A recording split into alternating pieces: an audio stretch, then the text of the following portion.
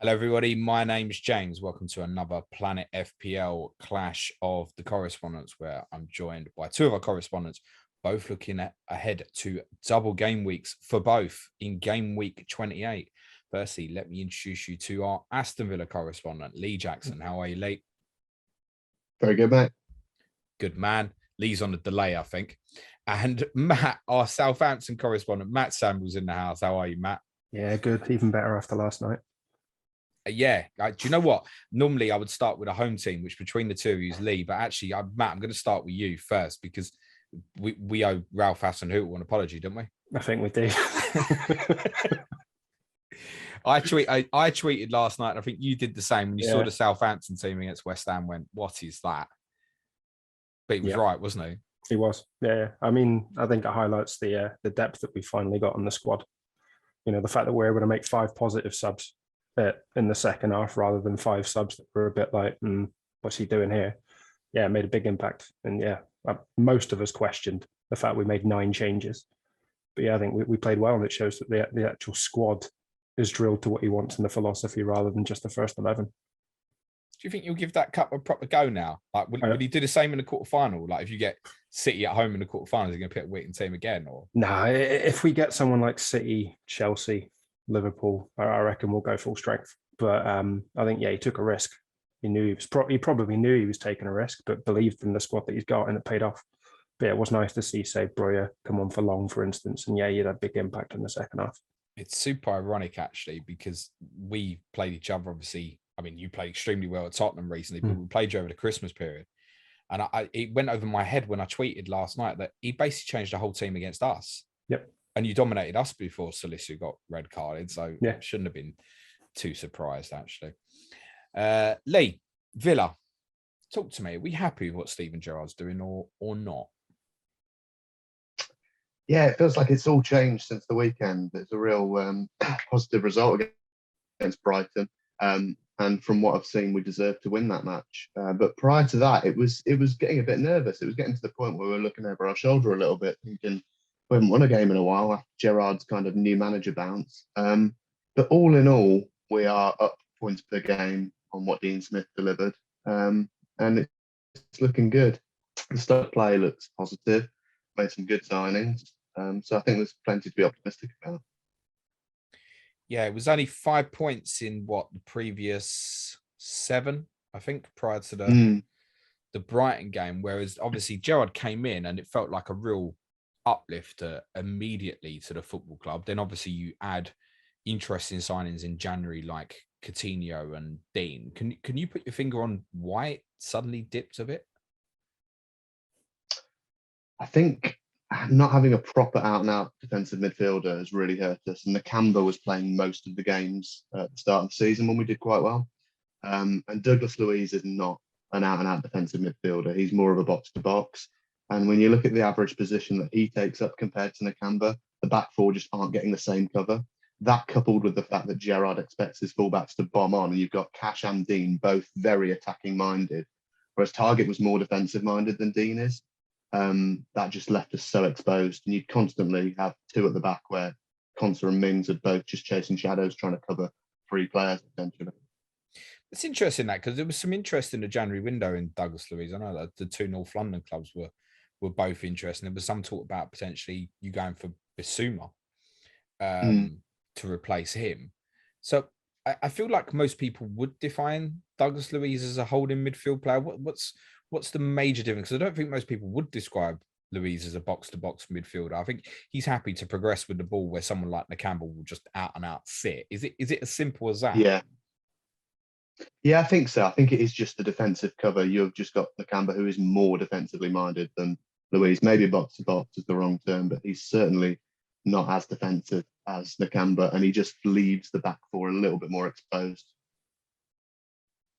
And that was first clean sheet in a while as well. I think since the first time you played Brighton. In fact, I'm just looking through your fixtures. Brighton was the first time around game week 12 was Gerrard's first game, wasn't it?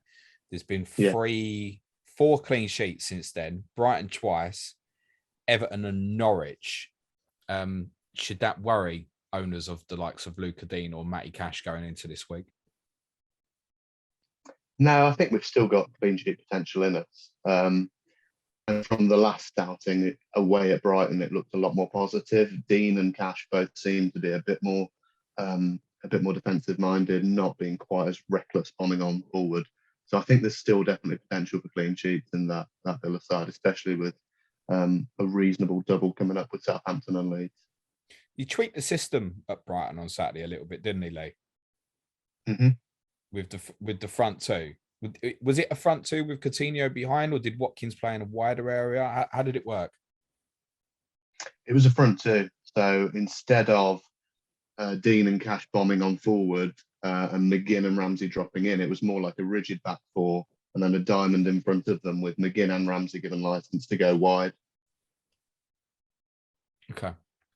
Interesting. What would you say to people looking to invest in Digne Cash this week ahead of that double?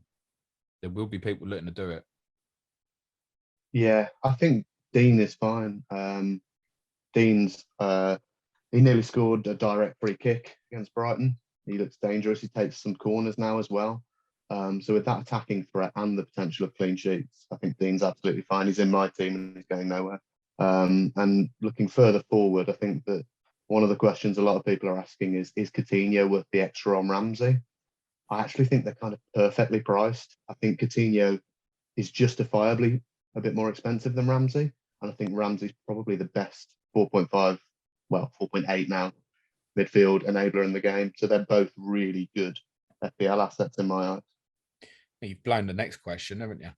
So I'll go back one step. You'd be Digne over Cash then still, would you? Despite that haul at Brighton? Yeah. Why? Yeah. Is it the set piece stuff? Yeah, it's the set pieces. I think Cash has scored a couple of goals this season, but generally he hasn't got a track record of scoring 5 goals a season or anything like that. So yeah, it'd be Digne for me. And Matt, thoughts on Villa defensively? Have you got anything? Are you looking at them?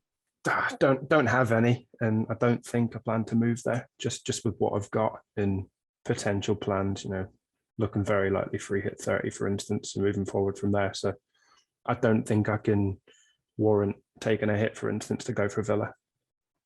Yeah, that's it. Quite a lot, I think, with Villa is if you're free hitting 30, I'm not sure it's too appealing. If you're looking to run through, and obviously you're now not playing in 30, Matt, then obviously that increases the appeal of Villa assets with the idea maybe to bench them, depending on price point, away to West Ham in game week 29. On your own, Matt, I take it you've got Tino Livramento back in your squad, right? Yeah, he's been there long term. Has he never left? Nope. Bloody hell, mate. Sat there the whole time. you haven't used your bench boost, have you? No. It's fairly obvious. Yeah, bench boost is sitting there hopefully for 36. Is he the way to go? Because obviously had a lot of questions on it last week in the build-up to the Norwich game with many free hitting. Do you just feel like he's back in now and he's 4.4 getting back in? I mean, there's still a rotation risk. Obviously, anyone that watched the game last night saw how good Perot is, for instance. And aside from, say, his first few games of the season, I think he's been brilliant when he's been played. There was comments from Hassenhuttl in the press conference just before we started recording about Walker-Peters. And the fact that he's, a slight doubt that would probably warrant the fact that Livramento, I would say, out of the 3 of them, is the most likely to play both in the double. Who would you want to play? If I said to you, Matt, FA Cup final this weekend, who would you want to play the fullback positions? Walker-Peters and Livramento. Really? Even though you're obviously saying Perot has been great. Yeah. What gives those two the edge? I think that the pace that they've both got. I think I say this now, Perot's strike was unbelievable last night, but I think out of the 3 of them, those 2 have got the biggest potential for assists. Whereas Perot defensively is very good. He does get forward, but when he bombs forward, I'm less likely to think, he could put it on a plate for someone. Whereas the other 2, for me, I think they've got more attacking and intent. And it's also a doubt around Salisu, isn't there? I think came out that Salisu and Elianusi, if people were looking at as it stands, there's probably no buy zone because they're doubts. How big a miss would Salisu be?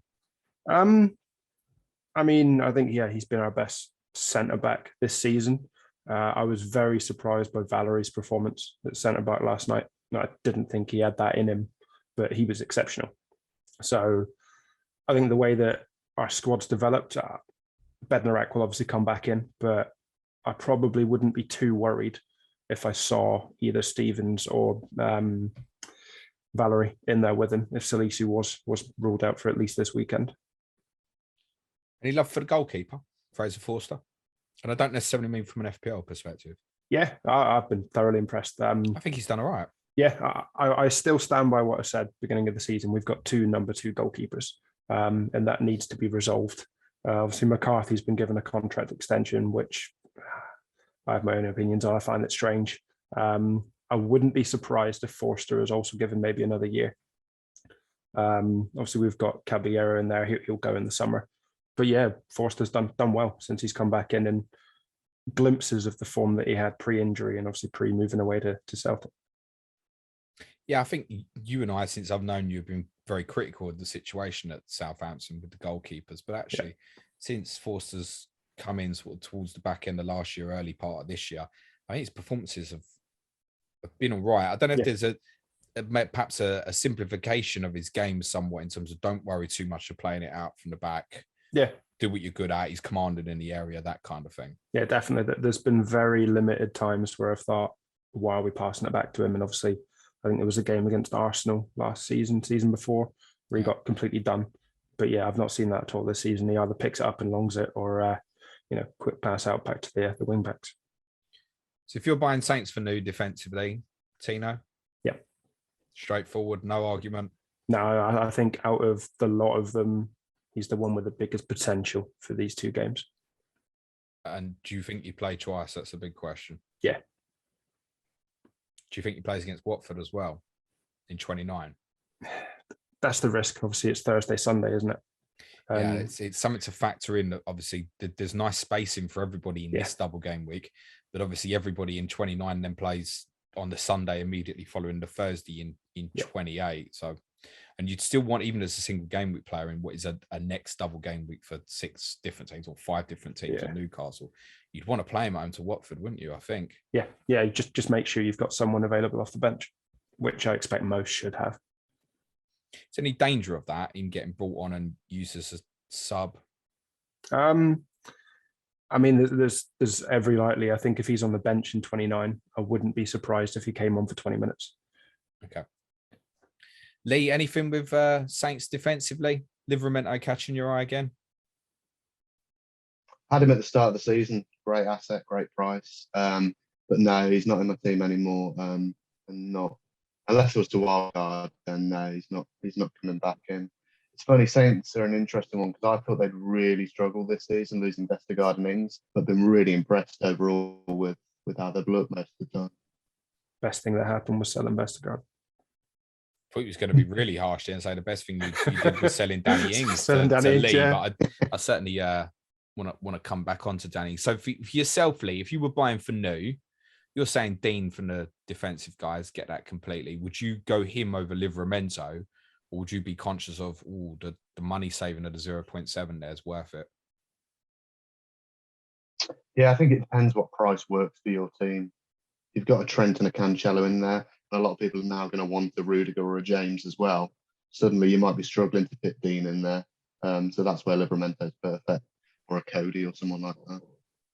And yourself, Matt, feelings on that if you were picking one of the 2? I probably would warrant, what Lee's just said there. I'd be more likely to go Tino just because of funds. Okay. How were Konsa and Mings playing, Lee? It's the age-old question, isn't it? Mings has been getting a lot of stick when we had that poor run of form, and he was at fault for a few of the goals. I've said this before on the pod that Mings always looks like he's got a mistake in him, but every now and again he'll pull out a ball like that one he played for Watkins against Brighton, and he is far better with the ball at his feet than Konsa. Yeah, that punt down the pitch, that lucky punt. Yeah. But he is a far better ball-playing defender than Konsa is. And Konsa is the better defender of the 2. But what Mings brings to the teams in terms of leadership and bringing the ball out of defence, it makes them a really good pairing in my eyes. Do you think Konsa's dipped a bit this season? That might be psychological, the fact he's had a couple of red cards, but do you feel like his performances have dipped a bit? Not particularly, no. No, No, I okay. don't think so. And Emi Martinez? It's interesting. So I saw a few stats on Martinez in terms of XG versus what he's actually kept out of the net this season. And his stats do look like they've dipped a bit, actually, because he was so good last season. But we've conceded more goals than we should have done this season from what I've seen, which is a little bit concerning. But I'm confident Emi will bounce back. He's a quality keeper. Okay. We've obviously talked a bit of versus there in terms of Digne versus Livramento. What about, guys, and I'll come to you firstly, what about Coutinho versus Ward-Prowse? I think that depends whether you're an upside chaser or whether you want steady, consistent returns. Ward-Prowse is more likely to get you a return. Coutinho is more likely to get you double digits, I think. Matt, your thoughts on that? Completely agree. I'm myself in the mindset. I think I've got a decision between Coutinho and Rafinha, for instance, this week. I haven't even considered Prowse, so that probably sums up where I would stand on it, that I'd be more likely to go for Coutinho. Do you think it's psychological with Ward-Prowse that pick a double game week, I've got to have the player that plays twice, and you know that he will? There's literally, with him, I mean, we can debate the kind of merits of will a Livramento start twice and stuff. James Ward-Prowse, we played again last night, he would play every single minute of every single game if he's fit, won't he? Yeah, I had a DM this morning asking me about would I go Prowse, Broja, Livramento, and I had Prowse as third on that list because, yeah, he'll play 90 minutes every game, but you're reliant on probably that free kick, that pen. I think the upside of the other two is higher. So players that Ward-Prowse has scored more FPL points than this season, and I'm looking at the names directly below him: Mount, Rafinha, Smith Rowe, De Bruyne, Foden, Mahrez, Ben Rama, Zaha, Tielemans. Yep. Is it safety, or actually is he a bloody good FPL asset who we take for granted? And like I made a comment on him a couple of months ago that actually, in hindsight, it's the sort of player you should pick in game week 1 and just forget about him and leave him there. Yeah. I don't know which way I'd go on that. I mean, for myself, it's going to be neither. Probably, I should imagine. In all fairness, but I'm going to guess, Matt, you don't own Ward-Prowse. No, I think that the thing for me with Prowse, it's consistency. But like Lee alluded to, I don't think he's ever got a huge hole in him. You'd expect him to get, a couple of double-digit returns. Scores the odd free kick, the odd pen, a few bonus points. But I don't think he's ever likely to get 2 goals and an assist in a game, for instance. And you kind of want to chase that upside in FPL, particularly with the double. I hear that. Don't disagree with that. He's only double-digit hauls this year. It's just especially for me and Suj, but West Ham away and Tottenham away, of course, inevitably. But there's that. That's what I mean about him in terms of he's kind of a set and forget. Forget the fixtures, just play him because of obviously the set piece ability and stuff as well. Is Coutinho in yours, Lee? No, he's not. I've got Digne, Ramsey, Watkins. And I've got Foden as well. I'm looking at selling Foden this week, and Rafinha is the one I'm looking at, not Coutinho, not Ward-Prowse. Okay. Let's throw him in, actually. Go on then, Matt. Just briefly. Rafinha over the other two? Yeah, I think so. I think Rafinha, particularly, obviously, change in management. I think that could have a huge upside. And I think it was yourself that mentioned about, potentially him being more central. And that's massively appealing for Leeds. Yeah, I mean, if he goes with his favoured system, certainly he likes to narrow the pitch and stuff anyway. So you're not going to see Rafinha. Rafinha is one of them players who, when Leeds stretch the game, he's got the white paint on his boots. Basically, that's not going to be the case. If the ball's on the left-hand side, he's going to go into central areas, definitely. I think probably, Rafinha over the two. And it's influenced by, I think, great fixture 29, Norwich at home, and playing 30. For those who might not be using anything, I think that's probably gets the favoritism. So Coutinho is obviously going to be a no for you, Lee, because you've got the free Villa. So talk to us about Jacob Ramsey and why he's the best at that value. Absolutely nailed. Playing every week. And getting forward. He's got a goal, got an assist in him. He got that brace against Leeds as well. So he's shown that at least on one occasion he can be explosive. And at 4.5 million, how much more do you want? There aren't that many, 4.8. There aren't that many options at that price point that are particularly exciting. Someone talking on Twitter about comparing him to Willock and Fraser, but they're nearly $1 million more expensive. So yeah, I'm just not seeing a lot at that price point that's particularly exciting. They've also, though, the Newcastle lads have got obviously the double. So I guess by default, you start on both weeks, whereas I guess Ramsey's the sort of asset that wouldn't be in your starting 11, probably for most people in game week 29. Could you make a case for those who are free hitting this week? Could you make a case for benching him, or is that like a complete no? Should he just be in people's teams regardless? I think he's fine to be in people's team, and he will be in my team. But he's ideal for first on the bench, isn't he? At 4.5 million, you can still spend big on your first 11 and then have him sitting there if someone does miss out. Easily come in. Yeah, I described him earlier in the week as I think ideal 12th man. I really feel like that's what he is at the moment, because if he ends up coming in for any game, it's fine and reasonable. Is he in yours at the moment, Matt? No, I haven't got Ramsey. Have you got any Villa? Nope. No, just looking at it now, I've got no Villa, but I am still stuck with triple Watford, so that probably sums up where I am.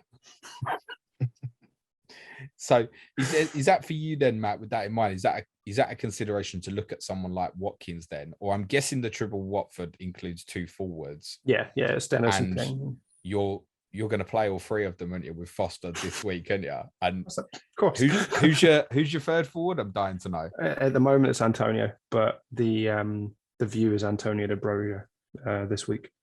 Why Broja over Adams? Cheaper, more explosive. I think we saw last night. Yeah, I think in 45 minutes last night, I mean, the pace that he's got, and time and time again, he's the one that's played through. And yeah, I know in the last 2-3 home games, there's been moments in the game where he's been played through one-on-one with the keeper and he hasn't taken his chance. But I do think Broja, out of the 2 of them, is the better forward. Adams has been exceptional this season, but I think Broja has probably got 2, maybe 3 goals in him. Adams, you're likely to get a goal and an assist. And I think the price, it's what, 5.5 million. If those that are looking like myself, for instance, Antonio, that allows me to then upgrade elsewhere. So I'd be able to go Dawson to Rudiger. Whereas if I went Adams, there's no chance. And I don't particularly like the price point of Adams at the moment, which is why I've been having issues with Antonio at his price, and obviously just sitting there kind of restricts elsewhere. Have you given any thought to going with both? I did, but it would mean taking out either Dennis or King. And for my own situation, no. I could see why people would maybe punt free hit on both, particularly if you were, say, chasing a Kane and a Son, or those kind of players that are 10 plus million, for instance. But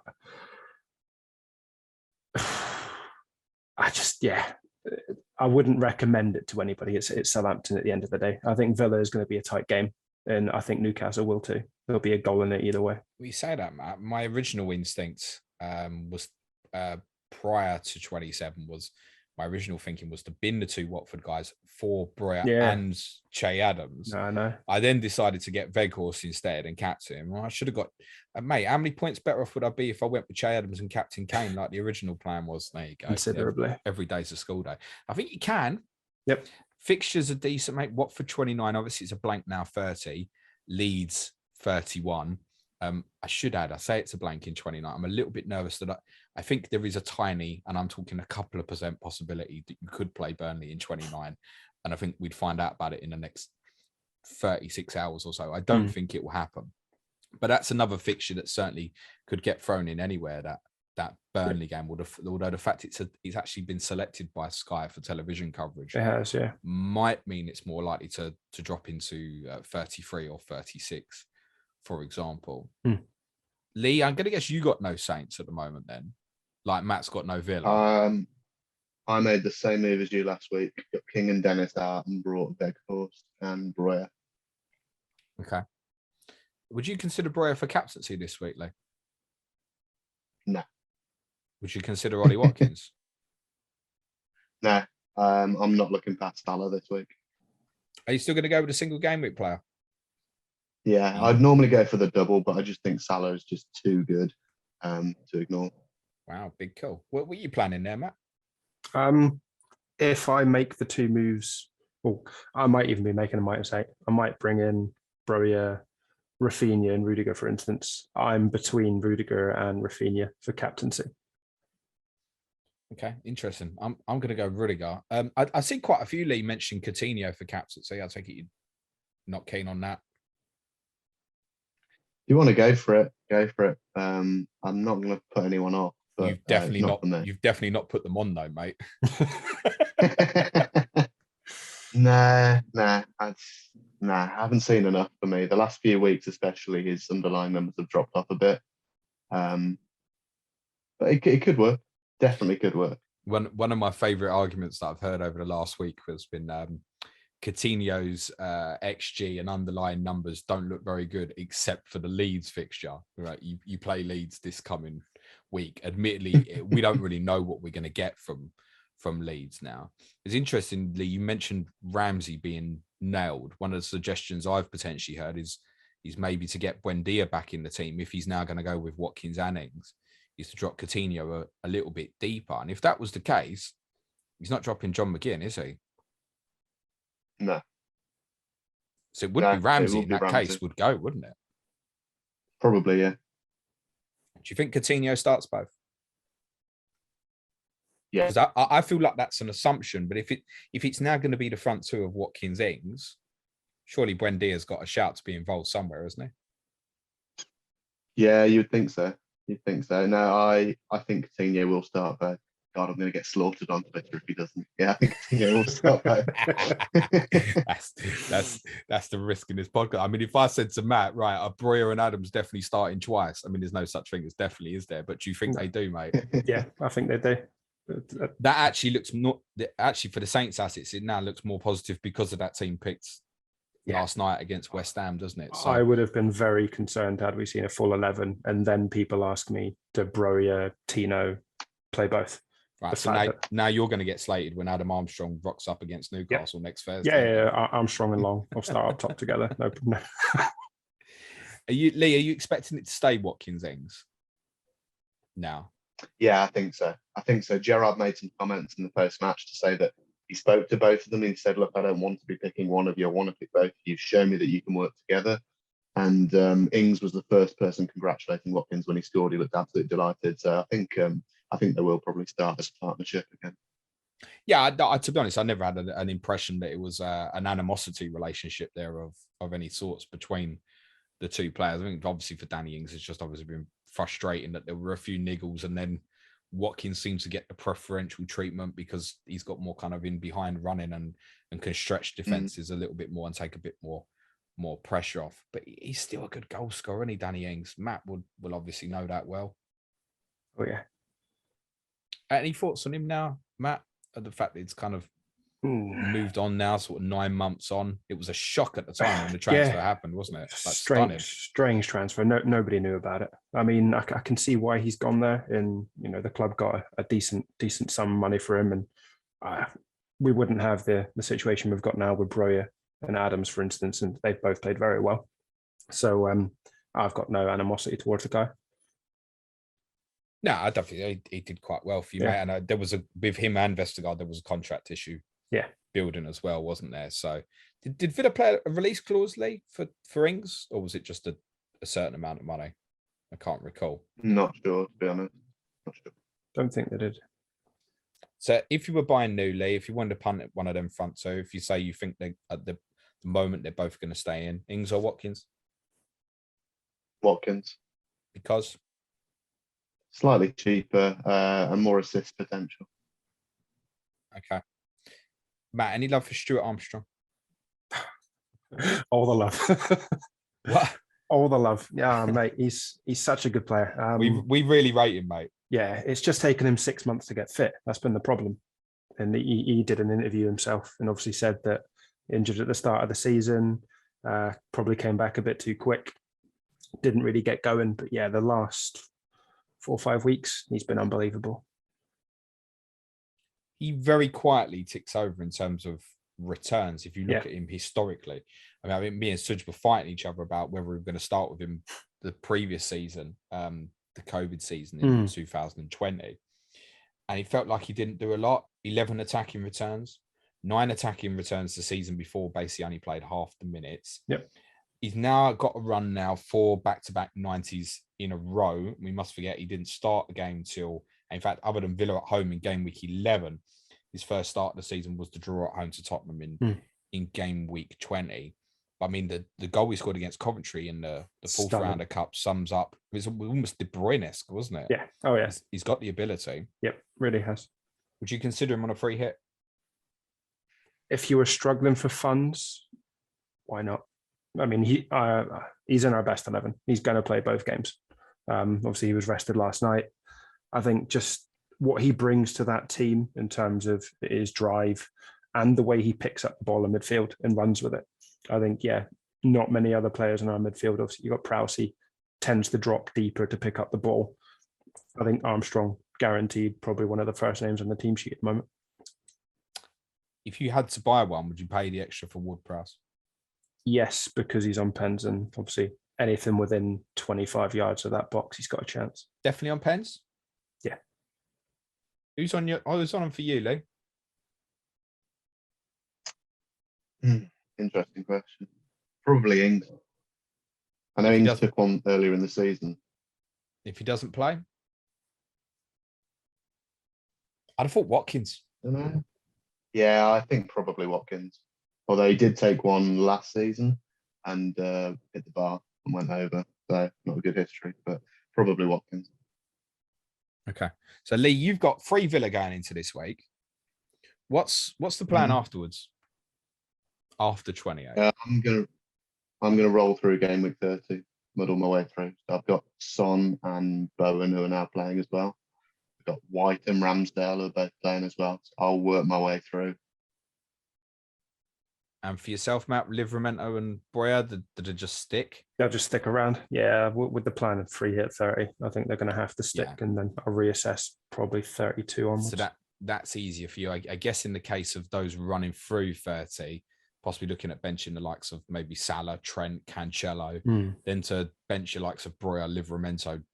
Obviously, you're going with 9 players in that sort of case. I think, it's interesting that free hit 30 appeals a lot more for the Saints assets. You must be tempted then, looking at them fixtures, double Watford, then Leeds, if you're skipping 30 to add more.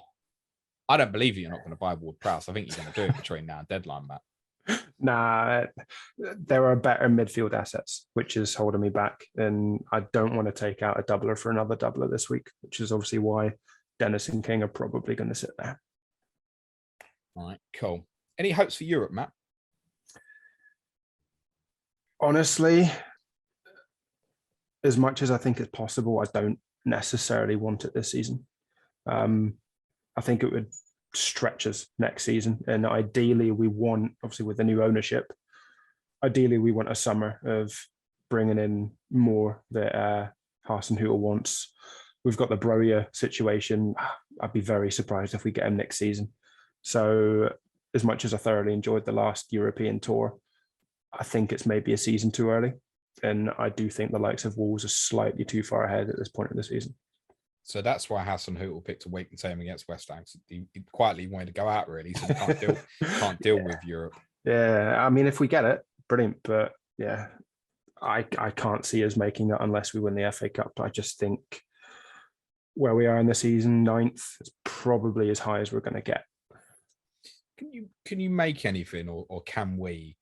You've had some, let's say, extreme runs over the last few years. And I think this is one of them. Look, for Southampton to lose 1 in 10, including draw at Old Trafford, win at Tottenham, win at West Ham, some great results. We've only lost once at home this season. That's unheard of. Yeah, I mean, drew home and away with Man City. Yep. This feels like an extremely good period. But then I think back to the back end of last season, and it was extremely opposite, to the point that when we sat down in the summer, we were a bit worried for you. Yep. Because last season had ended so badly. I mean, you'd conceded about 10 more goals than anybody else in the second half of last season. Why does this wild kind of swing of form happen, do you think? Injuries play a big part. We didn't have the depth that we've got now in the last couple of seasons. So when we lose 3 or 4 key players, we've struggled to fill those gaps. Whereas obviously we saw last night, we can bring in even the likes of Smallbone. It comes in as a brilliant game. I think the squad unity at the moment has allowed us to push on. Whereas, we've had the contractual issues previously with, the likes of Vestergaard and whatnot. We haven't really got that at the moment. And this season's the first season where I've been impressed with the signings we've made at the beginning of the season, even going for the loan deals. Obviously, we've really targeted Chelsea. Livramento, brought him in. Broja on loan. We've got a young lad called Sameu, plays for the B team from Chelsea as well. Seeing those names come in was positive because it meant that we're looking to the future rather than trying to cover positions now. I heard this morning, actually, Matt, that there's an unnamed Premier League club looking at a fairly sizable bid for Livramento. Yeah, you can stay away. I read that. Can you drop me James Ward-Prowse as well, mate? Nah. To be honest, I'll take Stuart Armstrong off you as well. In fact, can I have Cole Walker-Peters back as well? You probably have 5 or 6, mate. They'd cover your positions, no problem.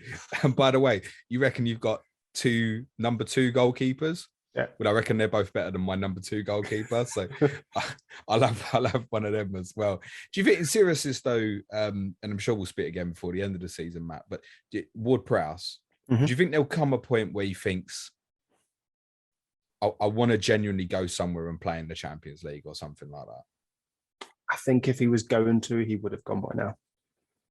How old is he? Was he 27 or something? I guess it feels like he should be older. I know he was starting regularly for you when he was like 17 and stuff. It must be 27, 28 now. I think he's certainly kind of at the peak of where he could be. But yeah, I think with the armband, kind of the love that he gets from the club and the push that you can kind of see the direction we're going to. I mean, he's been down in the depths with those and he's come all the way back up. So I'd be very surprised unless a massive bid came in that Prowse would ever leave now. Okay. And Lee, do you feel like the activity you did in January is going to block you off potentially a quiet summer? Or is money available to go again there, do you think, for Gerrard in the summer? No, I think money's there to go again. That's certainly the noises that we're hearing from the they did end of year accounts this week that got released, and they were positive actually. I saw them. Yeah. Do you feel like this season's over for Villa? Yeah, a little bit.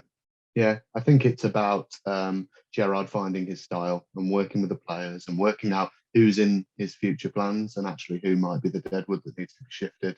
But yeah, there isn't a lot to play for Villa this season. Yeah, just looking at your fixtures, obviously, look, the double is reasonable. Southampton and Leeds, you've both got very reasonable double game weeks. Then, actually, it's a little bit of a tough run for you as well, Lee. West Ham, Arsenal, Wolves, Tottenham, Liverpool, the 5 afterwards. I don't suppose you want to lose the next 2 and then go into them 5. I think you're right to say the victory over Brighton was probably more important than people realised. Oh, yeah, it was massive. That was part of the reason is we were starting to look ahead and going, shit, Southampton, Leeds. And after that, it's really tough. So if we get nothing at Brighton, we could really start looking over our shoulders then. You're 9 points clear of Burnley, same games played. Surely you're right there, mate. I can't I think so. In trouble. I mean, it's ironic. We're saying, are you maybe looking over your shoulder this time next week, or in 8 days, you might be above Southampton, mate, if results go a certain way. So, I mean, if you beat Saints at the weekend, you go 2 points behind them, and then we're talking about, and we're saying Southampton, have you got an outside shot of, you'd have to have a phenomenal run, Matt. Yeah. And I mean, pushing towards the top 6, 7. The games are there. We've got a pretty decent run to the end of the season. I won't argue that. And actually, interestingly, I mean, you've got Chelsea, Arsenal, Liverpool all at home still to come. Yeah. But your away fixtures, I mean, what would you say is the hardest you've got left on paper? Leicester and 38. Villa this weekend? Yeah, I think Villa will probably be the toughest away game that we've got left. It's interesting that. I think that makes it very viable to keep the Saints assets longer term, as obviously you're planning to do, Matt. Yep. All right, guys, thanks so much for that. I hope that's helped people with their selections for two teams that should certainly be of interest to everyone going into this week. Let's do predictions before we go for both games. So Lee first, Southampton at home. Give us a correct score, mate. Suj's favourite, 2-2. A Desmond, eh? And for Leeds away? 2-0 Villa. Clean sheet, yeah? Yeah. I think he doesn't realise Leeds have changed their manager, Matt. What do you reckon? Are you South Villa away, Matt, the weekend? I mean, we like a Desmond. We've had 4 of them this season, but I've got 1-1 down. Okay. And for Newcastle at home? 2-1 win. Yeah, I think ironically with these 3 games, interestingly, I think they're all really tough Colts in the sense that I think Villa Saints at the weekend, I think could go either way.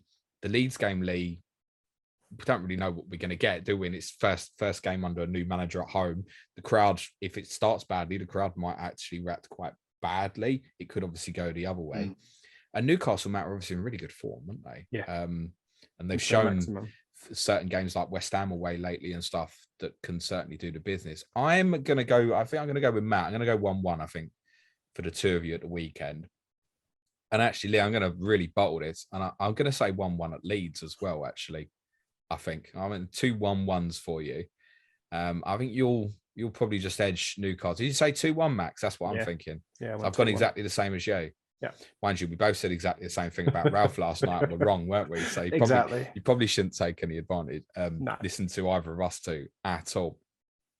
Guys, thanks so much. Lee, where can everyone give you a follow on Twitter, mate? It's Lee_Jackson_92. And for yourself, Matt? CS_wipeout. Good man. Plug your podcast, please. Co-host of the Season Keepers. Good man. Lee, plug your podcast. Planet FPL. Good man. Like your style. You'll get favorites next time round. Next week's Clash of the Correspondents, guys, ahead of game week 29 will be Adam Pritchard and Aaron Lagor joining me for Arsenal versus Leicester. It's obviously a double game week for Arsenal again, with Leicester and Liverpool at home. And Leicester obviously have that really interesting game week 30 fixture at home to Brentford, and definitely some double game weeks to come. That will be available for you next Thursday. Myself and Suj will be back for you all tomorrow as we have a closer look at some chip strategy ideas following the FA Cup draw tonight. We'll have a look at some permutations of what the double game weeks might look like beyond game week 30. Other than that, thanks again to Lee and to Matt. Cue music, please, man child.